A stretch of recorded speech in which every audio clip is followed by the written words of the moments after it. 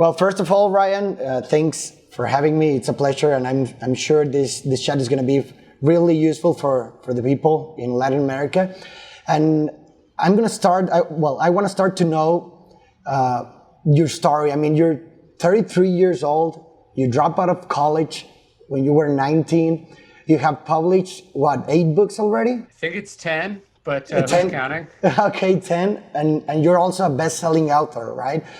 So where do you come from? How it all started? Yeah, I mean, I come from Northern California. I grew up in Sacramento, and I wasn't like one of those people that wanted to be an author from like the moment I was born. I think like a lot of people, I didn't know anyone who had a career or a life like that, you know? I think obviously more so now, the idea of entrepreneurship, of being a freelancer, being a creative, it's more common, or at least you can see it in media or in entertainment or on social media. But I just knew that I wanted something that maybe wasn't a normal life, but I wasn't sure how or where. So I went to college in Southern California, and I ended up writing for the college newspaper, and I met like my first few authors, and I ended up getting a job as a research assistant for one named Robert Greene. And that sort of set me on this path to eventually write my own books. I think I started writing online the day I graduated from high school, which was June of 2005. And my first book came out in July of 2012. So it took a while, and there was a lot of sort of dues paying, and I went down different roads, but that's sort of my story. But you started to write about other things that weren't Stoic philosophy, right? You started about marketing, if I'm not wrong, right? No, that's totally right. And I also realized that, look, like starting as it's very hard to make a living just as a writer, particularly when you're starting. And so I wanted one, to be able to support myself, but two, I wanted to be able to have experiences and skills that would help me do the job of being a writer. And so what that ended up being, I ended up pursuing marketing, and I worked for American Apparel, and I worked for a bunch of other authors and brands, and I built my own marketing business. And the benefit of that was not only was I out experiencing things, learning, but I was supporting myself in a way that allowed me to then bet on myself as a writer. And then the third, and I think other part of it was I was learning a skill that a lot of authors don't have, which is the ability to promote effectively your own work. And that's the thing a lot of creative people struggle with. They can be really brilliant artists or programmers or inventors or whatever it is. And we often think that that's sufficient, and it's not. The ability to get your work out in the world is just as important, if not more important, than if it's brilliant and nobody sees it. How brilliant is it, really? And what strategies or hacks did you develop and do you use for your work right now? Yeah, I mean, I think weirdly the sort of marketing and the making minds have to meld together. Like the best thing you can do when you're making something is build the marketing into the product. So, my first book was this sort of provocative tell-all about the media industry. And, I sort of wrote it. It's called Trust Me, I'm Lying. And the subtitle is Confessions of a Media Manipulator. When that book came out, it was like a bomb going off because it was provocative and different and unusual. And the cover itself is really distinct. So and then even now when I write about philosophy, what I really think about is the fact that philosophy is not interesting to a lot of people. Of course. And so when I'm thinking about how I'm going to make it and how I'm going to position it and who I'm going to make it for, I spend a lot of time thinking about those obstacles in advance.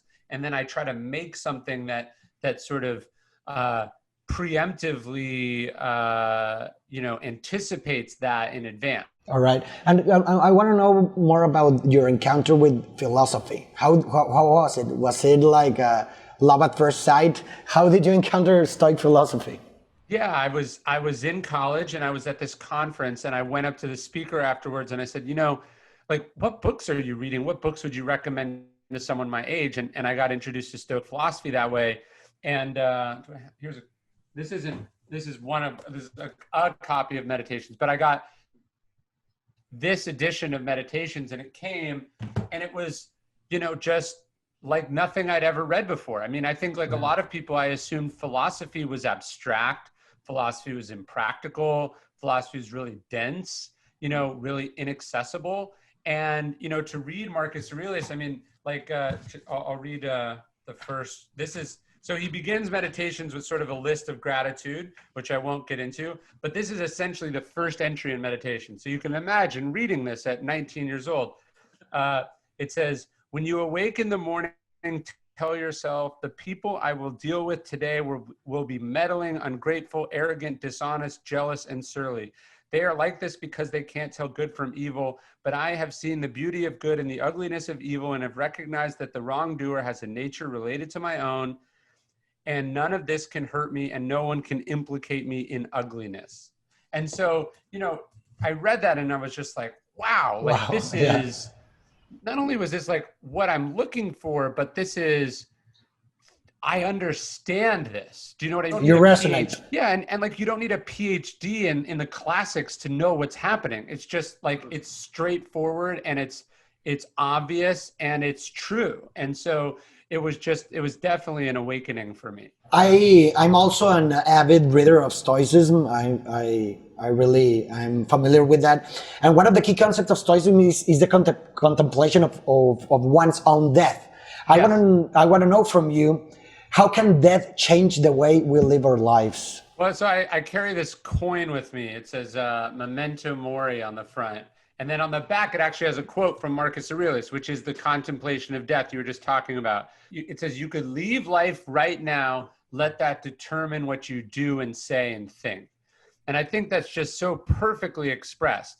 So oftentimes we don't do things or we do things because we kind of have this false belief in our head that we have unlimited time, that we're invincible, that everything's fine, we're safe, whatever. And I mean, I think one of the things this pandemic has done for people is make death real in a very profound way. And when death is real, I think we make not necessarily better decisions, but we make clearer decisions because the alternative is so stark. You know what I mean? And a lot of, like Seneca says, it's not that we have a short time to live, it's that we waste a lot of it. We waste it, chasing things that don't matter. We waste it being angry about things that we should let go. We waste it being afraid of things that really we shouldn't be afraid of. And so I think for the Stoics, death was just really clarifying, and really it helps root you in the present, but then it also gives you a much bigger perspective. And so I try to think about death constantly. I mean, one of the exercises in Stoicism that I do on a nightly basis, and I'm sure this will sound morbid to people, but so I have two little kids. And so putting the kids to bed every night it's always a thing, right? They don't want to go to bed. Yeah. You want to go watch TV, or, you have emails or whatever it is. And so you find yourself rushing through it, or you find yourself getting frustrated, like, like it's just another thing on your to-do list. And one of the things Marcus Aurelius says to do, which he gets from Epictetus, he says, like, as you tuck your child in at night, say to yourself, like, you will not survive to the morning. And so on the one hand, that's an extremely difficult thing to do. When you have a kid, all you think about is keeping them safe. You never want to think, it like hurts your heart to think about anything bad happening to them. And so what this exercise does, I've found, is it just makes me take a deep breath and just actually be there for the moment, and not like what does it matter if he goes to bed 5 minutes later than expected, right? Or, what am I trying to, like, I'm trying to rush through bedtime, which theoretically, according to the exercise, could be the last time I ever get to do this. And what am I going to go do in the other room? I'm going to watch TV, or I'm going to answer emails, or I'm going to get a snack or something, like something that doesn't matter compared to this thing that really does matter. And so memento mori, I find to be a profoundly transformative exercise. It's a little uncomfortable at first, but really, really important. And there's also like a cognitive connection between scarcity and the value of something. Yes. So sure.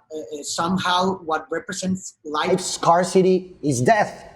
So contemplation of death can make us to value more life and do what you say, to be like have a better use of our time, which is like our best resource. It's funny, like in ancient literature and even now, like in vampire novels, it's a curse to live forever. You know what I mean? It's like it's a punishment, and because not only do things get boring, but none of it means anything. I don't know. Have you seen the movie Palm Springs? No. The new Andy Sam. It's really good. It's a hilarious movie. But basically, the guy is repeating the same day over and over and over again, just thousands of times, and it just, life loses all meaning. It just becomes pointless. And so, yeah, on the one hand, it's unfortunate that we'll die. It's tragic that Chadwick Boseman, died at 44 before there was so much work left for him to do, and so many lives left for him to impact. And that's on the one hand, profoundly tragic, but on the other hand, the alternative is almost equally tragic and almost absurdly tragic if you really think about it. Yeah, of course. But at the same time, it also has its beauty because it gives us meaning. It makes us value things. Relationships or love will be meaningless if we were all eternal, or even work, even your purpose will be like, wouldn't mean a thing if we were eternal, right? No, that's right. And one of the questions I like that Marcus Aurelius asked that I try to think about, he says, are you afraid of death? He says, ask yourself, are you afraid of death because I won't be able to do this anymore? Meaning, like, we fear death as this thing that's going to deprive us of, everything we want. And then the reality is most of life is mediocre and we waste it on stupid things that we shouldn't be doing. It's like, you're on hold waiting for someone on customer service. And he's like, are you afraid of death because you won't be able to wait on hold for customer service anymore, And so I think about that too. I want to talk to you about something else too, Ryan. Blaise Pascal once said that all of humanity's problems stem from our inability to sit quiet in a room alone. He has a real good point. And I believe it has become harder today. We get loaded with messages that tell us all the time to hustle, to go for more and more, to be productive. We have so deeply internalized all this that we became our own oppressors. We blame ourselves when one day we just don't feel like doing anything. We blame ourselves when one day we're just tired. We just can't stand nothingness. Even when we are in the car, we just can't stand silence and we feel the need to turn on the radio. In one of your books, you propose stillness as the key.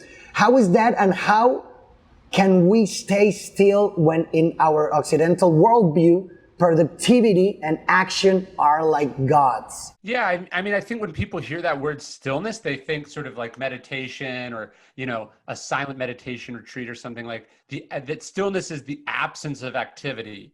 And in some aspects it can be, but I think primarily stillness is the absence of inessential activity. So it's the locking in on the things that really do matter. So like, although obviously I'm in the middle of promoting this new book, so my schedule is a little unusual, but like I want when I wake up and if I look in my calendar on my phone, if it's full, I feel like I've fucked up. Like I want to have as little things in my calendar as possible, not because I don't want to do anything, but because if I've agreed to do a bunch of other stuff, then I can't be doing the stuff that I should or want to be doing, which is, my actual work and, time with family, time outside, so on and so forth. So for me, stillness is really, and Marcus Aurelius talks about this. He says, in every moment, ask yourself, is this essential?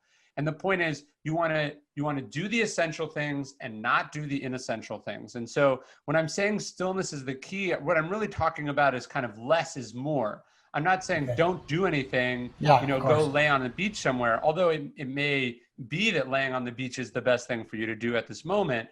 What I'm saying is like, when I when I hear about, you know, the lives of, you know, famous or powerful people, you know, it doesn't actually sound like it's a particularly free or empowered life. They're at the mercy of, okay, you've got a call at 10:30, and then at 10:42 you have another call, and then you have to dial in for this, and then we have to get in the car and we have to drive here, and then we'll go to the airport, and then you have that dinner tonight, you know, blah, blah, blah, blah, blah.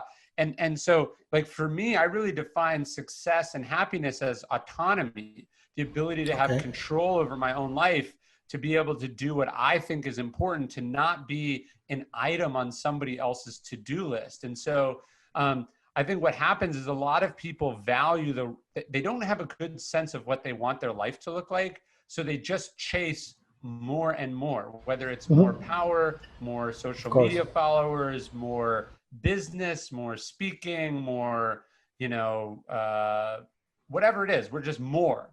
And so, you know, somebody comes along and says, hey, do you want this promotion? And they're like, sure. But they don't actually think about, you know, does this get me closer or further away from what happiness is? And that's also a very important thing that I wanted to ask you. Why do you think so many young people nowadays lack purpose and meaning? What can you tell a person that is passing through this situation right now, that is passing through precisely what you say, that doesn't know where to go, what they want?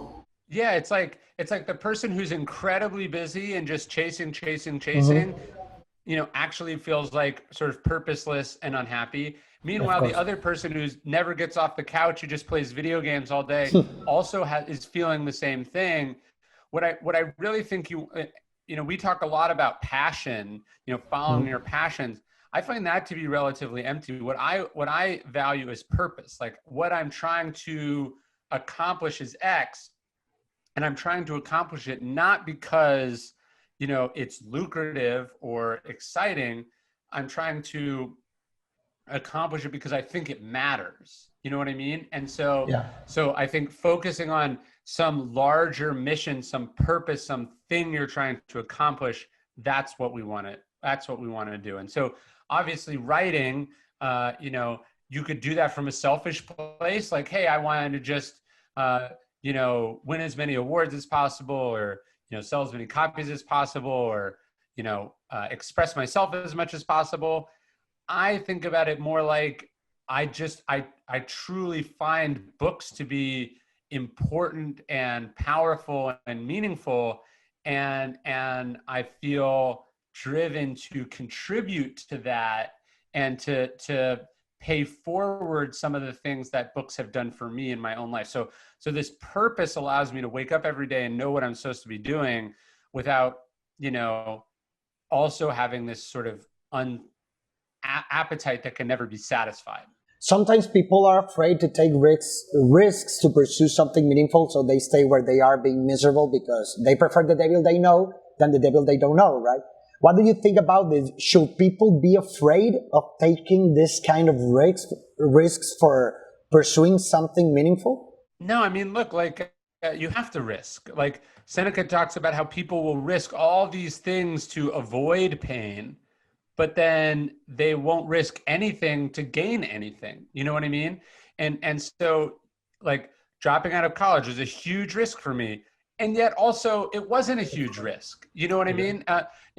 When I decided to leave my marketing career and become a writer, it was a huge risk, and yet also was not a risk at all, right? And not only, and I don't mean that just in the sense that the upside of these things was both very high. It's that we don't do a good job really assessing what the risks are. We think like, oh, you're dropping out of college. If that doesn't work, you'll end up living under a bridge somewhere. It's like, no, you would just go back to school, you know? And that's one of the things the Stoics really talk about, the sort of the importance of confidence, the ability to go, okay, I'm going to take this risk and it may well not work out, but I will still be me. And I will still have the same things that I have now, which will allow me to meet that difficult situation and hopefully survive / you know, triumph over it. So when you've got it, and this is something you build over the course of your life, but the more you do, the more experiences you have, the more confidence you can have, and then you can take these risks, you know, knowing, okay, the worst case scenario is not that bad. Seneca on the shortness of life say that through philosopher's world we have some kind of access to wisdom from all ages, right? We have access to lessons that took a person's lifetime to be learned, and therefore through the reading of their work we have the opportunity to learn the same lessons but in a very short period of time and save us some pain and time too. By reading the thoughts and works from all philosophers, we are somehow having a conversation with them. I see you are about to publish your new book, Lives of the Stoics, The Art of Living, from Seneca to Marcus Aurelius, which basically consists of narrating stories from different Stoics, right? So I want to ask you, how do these stories that live, of these people that lived thousands of years ago, can relate to a person that live in a world like the one we live in? I think it was Socrates who was saying by reading you gain quite easily the wisdom that other people gained with great difficulty, right? And so when you're reading or you're studying the lives of people, you're really allowing yourself to live multiple lives quite painlessly and hopefully, start where they left off. And so what I wanted to do in Lives of the Stoics was really focus on, okay, I've written a lot about what the Stoics have said, but what have the Stoics done? How have they lived? What were their lives like? How, were they people just like us? And look, the founder of Stoicism, Zeno, is an entrepreneur who suffers a shipwreck and loses everything and is introduced to philosophy essentially at rock bottom, financially and personally. And so as it happens, that's the story of Stoicism is the history, is the story of seemingly regular people, getting their ass kicked by life and dusting themselves off, getting up and keeping going, and so I'm just fascinated and inspired by those stories. Look, Zeno is a merchant. There's a Stoic Chrysippus who's an elite athlete. There's a Stoic who's a gardener, right? There's Stoics who are soldiers. There's Stoics who are writers. Slaves, right? There's sons and daughters and husbands and wives and all different, the Stoics come from all over the Roman Empire, from, the far-flung provinces in the east to Seneca comes from modern day Spain, and they traveled immense distances. I mean, what's incredible too is, Marcus Aurelius is born in Rome, but he dies in Vienna. He writes a good chunk of. I was there in the fall. He writes meditations in Budapest. And so these you can walk the streets of Aquincum, the Roman village in Hungary, that Marcus Aurelius wrote meditations. It's like, I was there on a business trip, for our people, and life is life. And we can feel like thousands of years ago is so distant, but it was eerily similar to today. Is there any story in this book that especially impacted your life? Well, I think Seneca is fascinating. He's sort of the most, I think, relatable and modern. He's ambitious and he's young and he's talented. And he sort of has this kind of topsy-turvy life. He tries politics and doesn't work. He tries the law and it doesn't work. He ends up being exiled, but he's called back from exile with an opportunity. He has to tutor this young boy, Nero, who is in line to be emperor. And it starts out well, but it becomes increasingly clear that Nero is not a good person and not a good leader, and is unstable and egotistical and paranoid and self-destructive and all these things. I mean,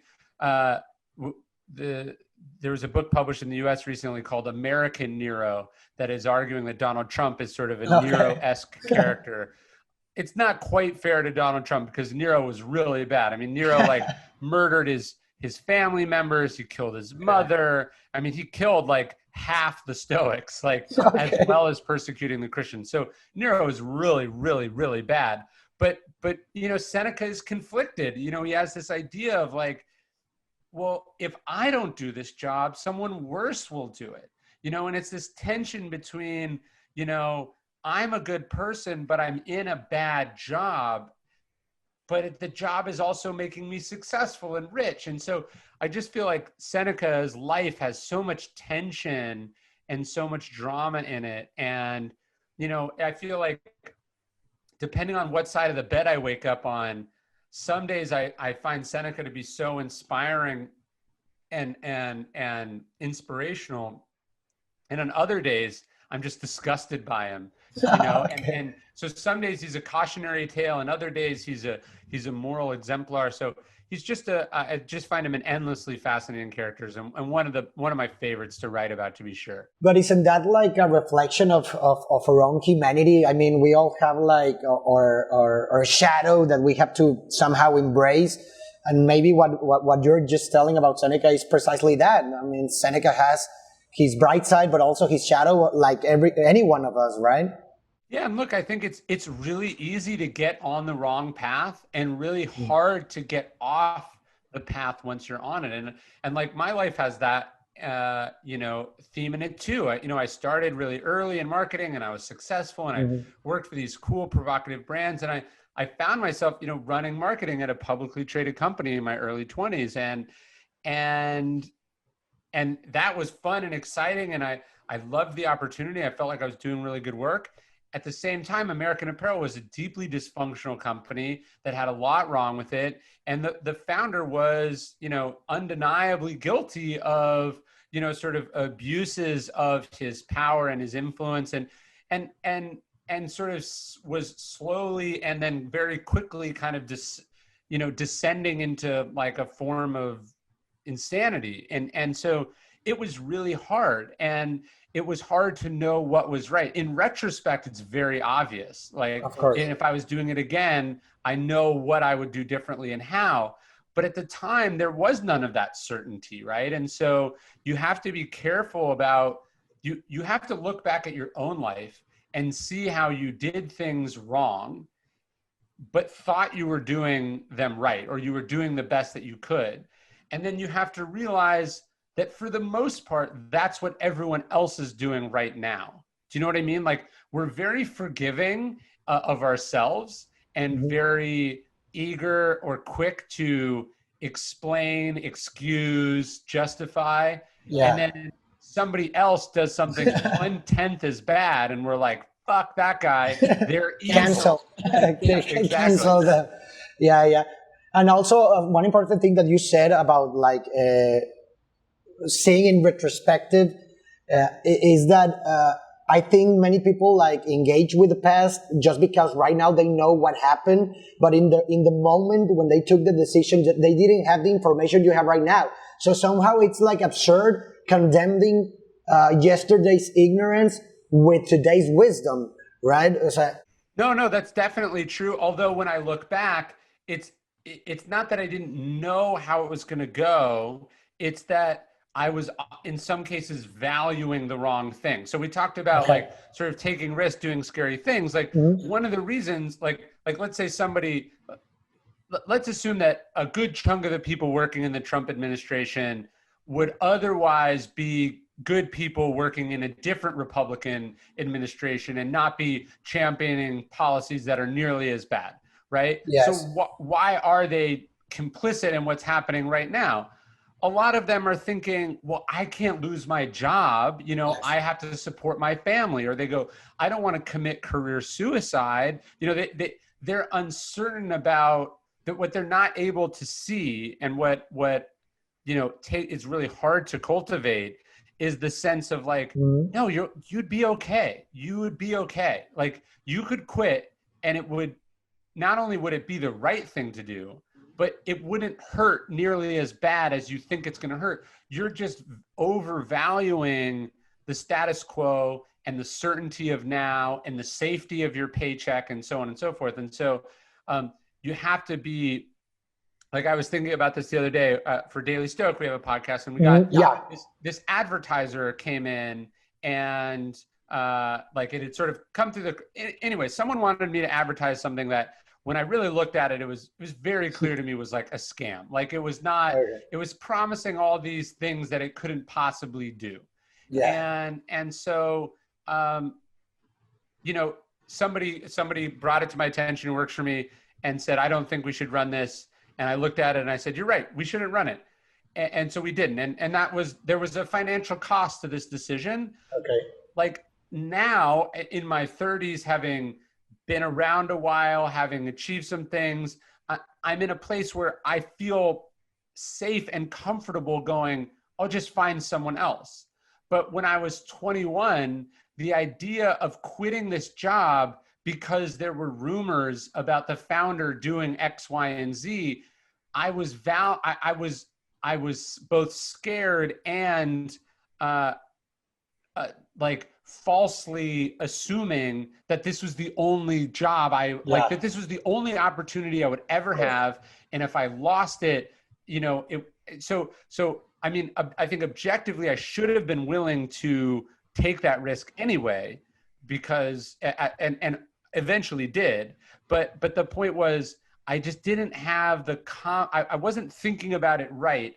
And so the decision to me seemed like committing career suicide, which is very hard to ask someone to do. Yeah. When in reality, I would have just been moving from one thing to another thing. And speaking of that, how do you make decisions? So what's your decision-making process? I mean, I generally try to do what's right. You know what I mean? I think like all people, I try to go, is this the person that I want to be? Is this what people I admire would do? You know, does this make me feel good about who I am? You know, I think it's important to realize Stoicism is not just a philosophy about resiliency and productivity. It's, you know, the virtue of justice is like the primary justice of the philosophy. And so, you know, if you're being courageous, you know, to do shitty things, you're missing the point, right? And so the courage or the commitment or the risk taking, it's ultimately got to be in furtherance of you know, the quote unquote right thing. And it's hard to know what that is, but I think generally, you know, I try to make decisions you know, based on, you know, a sort of a moral compass. And again, I feel like I've gotten better at that as I've gone on, but it's hard to do, especially when, you know, we live in a world that kind of sneers at even the idea of a moral compass. Do you know what I mean? Yeah. Like it feels almost a little lame if you heard someone go, that doesn't sound like decent to me. You know, like words like decency seem like a bit cliche these days. Yeah, of course. And going back to your writing and your books, who do you speak to when you write? Do you imagine a person you're talking to? I think you do. You have to have an audience in mind, or it doesn't quite land. So oftentimes I'm talking to a younger version of myself. Right. But one of the benefits of like the speaking that I've done over the years is I kind of have, you know, it's like, okay, I've spoken to the military a bunch of times. So I kind of have an idea of who that group is. And then I've spoken to lots of sports teams. So I have an idea of who that group is. And then I have people who work for me. So that's kind of like it's like, oh, okay, this is kind of what's going on in people's lives. You know, and then you have friends or you have family. So I just kind of have, ideally your book has to resonate with lots of audiences, but I kind of like to, it's like I tend to break my books up in pieces. And so each piece is kind of directed at somebody specific, if not myself. I've seen that you like to ask your clients when they have projects that what the success looks like for you. Yes. So I want to ask it to you.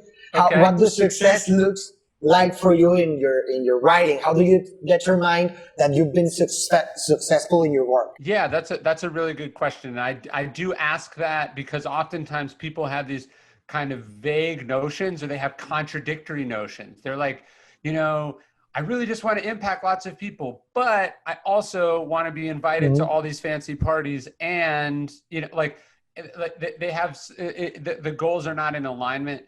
For me, when I write, I mean, obviously early on, part of the goal was just to become a writer, to be able to be a published writer. So some of those goals have now been accomplished, you know. So I try to think more success for me, like on a book is, did I write what I was setting out to write? Like, did I I had this kind of vision when I was starting of what the idea was. Did I realize it? And the reason you have to ask that question, it's very easy to just sort of go towards what's easiest all the time, right? Like to just be like, well, that would be hard, so I'm going to do this, and then that would be hard, so I'm going to do this, and all of a sudden you realize you've gone very far from where you set out to go. So a huge chunk of it for me is fulfilling the vision, like the creative vision.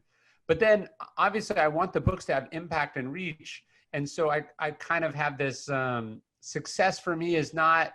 It's not necessarily raw sales, but then it's also not like, it would be a failure to me if a book won a bunch of awards but sold very few copies, or if I got paid a lot of money but it didn't actually have any impact. So I think when I'm thinking even about the creative vision, I'm primarily trying to prioritize impact.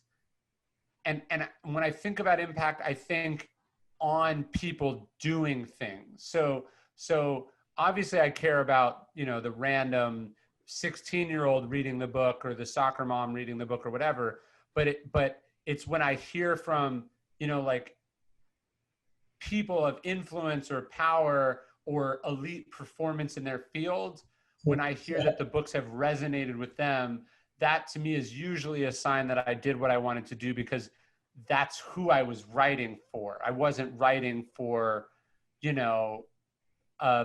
a person who just doesn't care. And creatives often struggle with their work in the sense that it's never perfect enough.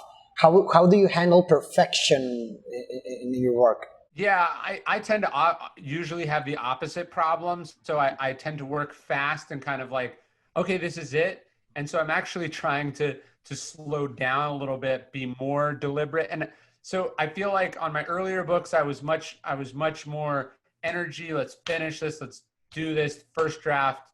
And then I feel like as I've gotten better, like definitely with Conspiracy and Stillness, it was much more labored, much more methodical, much more deliberate.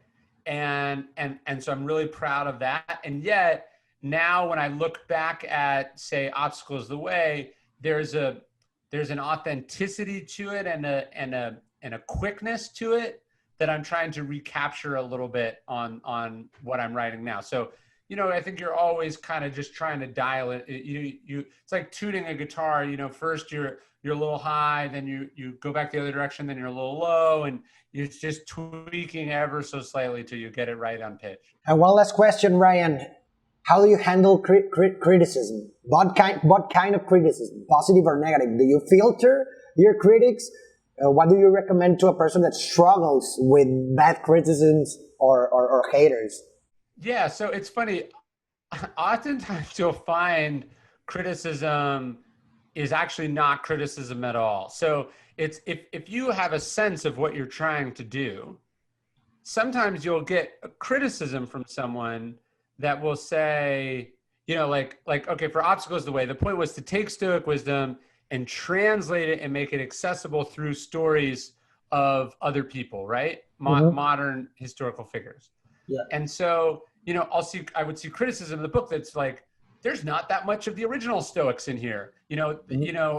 These are all stories of modern modern people using the ideas of or whatever. And I was like, and so at first I was like, oh man, they're saying I didn't do a good job. And then I read it and I was like, oh wait, they're actually telling me that I did exactly what I set out to do. So when you know what your goal was, it allows you to filter criticism much more effectively, because you can go, sometimes a person just totally fucking wrong. They just don't even know. And so it's like, if I set out to, paint a blue car, and I painted a blue car, and then someone walked by and said, oh, I hate that blue car. I like red cars. That doesn't affect me, because I wasn't trying to paint a red car for that person. I was trying to paint a blue car for me. And so really understanding what you're trying to do is really important. And then the other thing is you have to understand. And one of the things that's been good for me, because I write all the time, I write this daily email that we do every day for Daily Stoic, is like, you'll write an email and it'll go out to 300,000 people. and then like 6 people will write in and complain, and you're like, wait, 299,000 blah, blah, blah, blah, blah people did not even like, don't agree with this person. The vast majority of people agree with you, and you got to make sure that you're not overvaluing the wrong signal. So those are just 2 things I think about when it comes to criticism. All right. Thank you very much. Have a great day, Ryan. All right, bye.